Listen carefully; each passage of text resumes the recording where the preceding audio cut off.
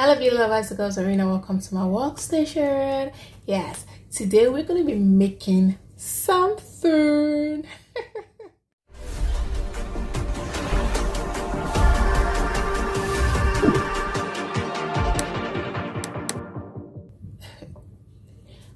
Today I'll be showing you guys simple and easy way to make your own whitening body milk.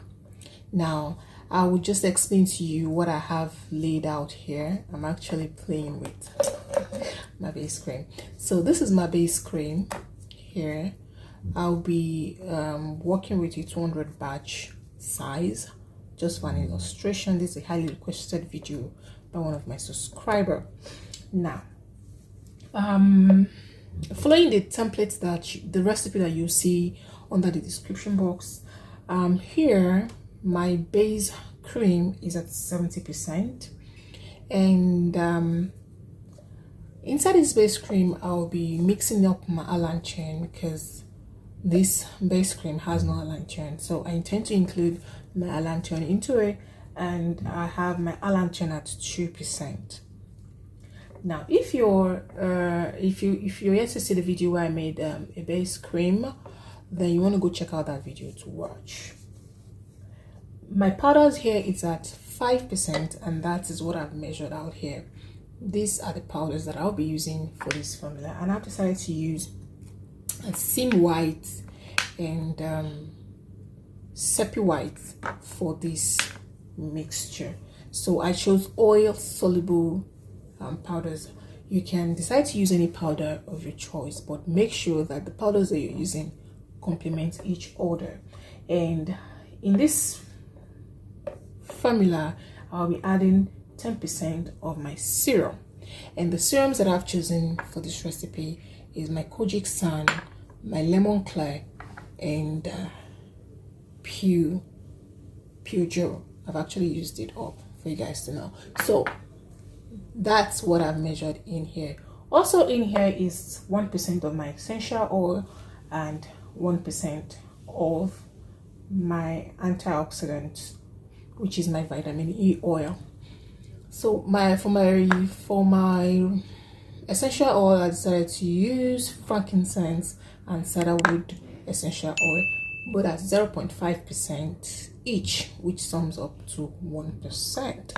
So that is in here. And here it's my Allantion powder, which ordinarily I would have dissolved with water, but this cream here can actually dissolve this Allantion because it has in it propylene glycol and other penetrants that would help dissolve these powders ordinarily. Now the 1% water in this formula or in this template, it's relative. You could decide to add it up to your base cream, or if you're using water-based powders, we use that water to dissolve your powders. I don't know if I've made myself clear up to this point. And in this base cream here contains my Haloderm. So my tube here that I use for this formula is Haloderm, which is a steroid based cream. So I'm using this at 5%, and I've incorporated it in my base cream.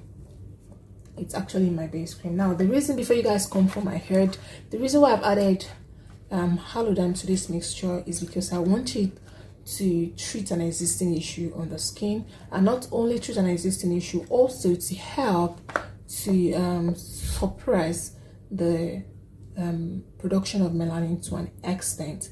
Now this formula is a synthetic it's a synthetic mix, and I would advise you to use this up to about 5 times a week. It's safe to use up to 5 times a week, and the remaining 2 days in the week you can decide to use your natural nourishing oil mixed up with essential oil, and also scrub your skin. So like I said, these templates can be you can you remodify it as you wish. Let's say for instance now you want a high steroid based cream, or you want your cream to have high amount of tubes. You can decide to reduce the base cream to about 60% or 65% and add the remaining percent to the tubes. If you decide to reduce your base cream to 60% and add the remaining 10% to the 5% of the tube that we have in this recipe, you'll be having about 15% tube to be used. Now take for instance that you're making this batch size that we're doing here. Your base cream, your tube will now amount to you using about 30 grams of your tube in this formula instead of 10 grams, which is here. So quickly before we start this mixture, I would like to say that I'll be having for some of you who are interested in learning how to make your own Pro Mix products, that you have queries or concerns, you might want to register for this upcoming training that starts up on the 14th of this month and ends on the 16th of this month. It's a 3-day training because it's Pro Mix, and Pro Mix is all about recipe sharing and telling you guys the principles guiding Pro Mix products. So let's get right into this video. So what I want to do right now is to dissolve my powders. So try as much as possible to use a heat protector. Don't use plastics to dissolve your powders, because then while the powder is going through a heat process, while the plastic is going through a heat process, it can get some toxins and chemicals into your formula. So you want to use a glass to dissolve your powders, and make sure that your oil do not go above 80 degrees to dissolve your powders. Okay, so I'm going to dissolve these powders and bring us back. But before I do so, I would also like to do one thing, to take some of my base cream here. I'm going to put some of my cream here and dissolve. My bad, I just spilled. So I'm going to dissolve this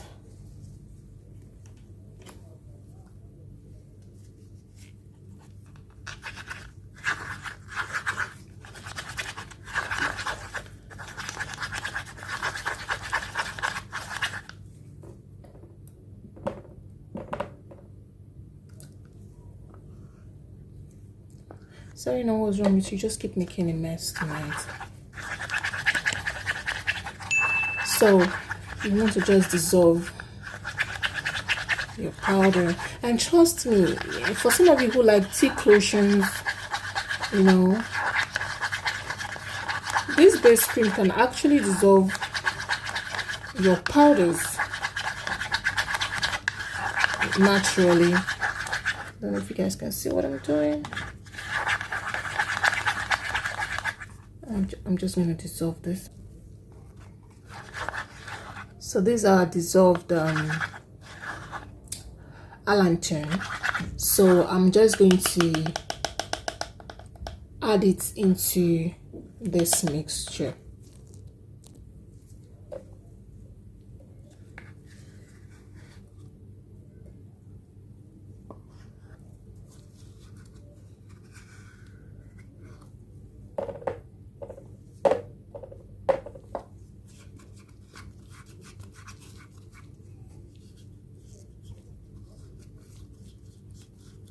This is already a lotion based cream or moisturizer, which I would not want to add the extra 1%, which is the water.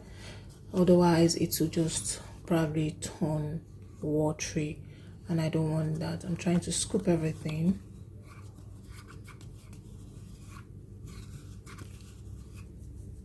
But with all this serums and the powder, the oil that we use in melting the powders, it will just you know, losing this mixture the more, and you guys will see the consistency at the end of the mixture. So I'm gonna set this aside and double boil my powders, and I'll bring you guys back. So our powder is ready, and I'm just going to turn in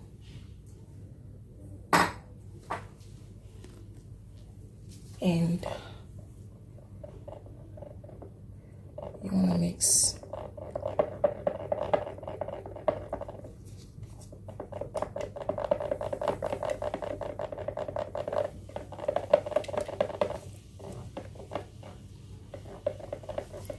Please, you want to heat up your oil at a degree 80 degrees Fahrenheit. Not enough for you to kill your active powders, okay? If you have original powder, in fact, if the oil is a little bit warm, it should be able to dissolve all your powders. You guys can see what I'm saying. It's more like in a lotion like form right now. I love my lotion to be extremely, you know, runny. That way it spreads all over the skin. You know, a good mixture of the lotion and oil body milk,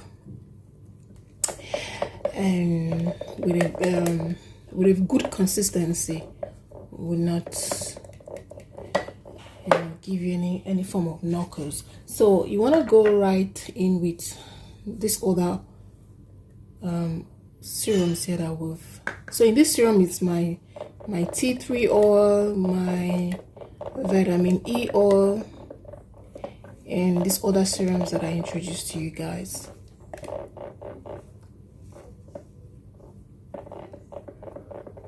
This is a whitening body milk. It's, see,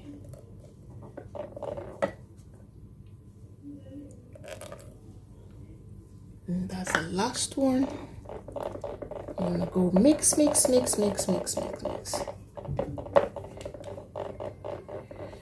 if you don't want this consistency, if you want a thick, if you want a thicker mixture, you can make your base cream thicker than this and still work with the same percentage. I love a runny consistency. That way, we'll call it a whitening body mix, so it really have to be, you know, runny. This will just sink right into the skin without stress. So this is how you make your whitening body milk. If you have questions and query about all that I explained, feel free to send me a direct message or drop it on my comment section, and I would definitely answer to all.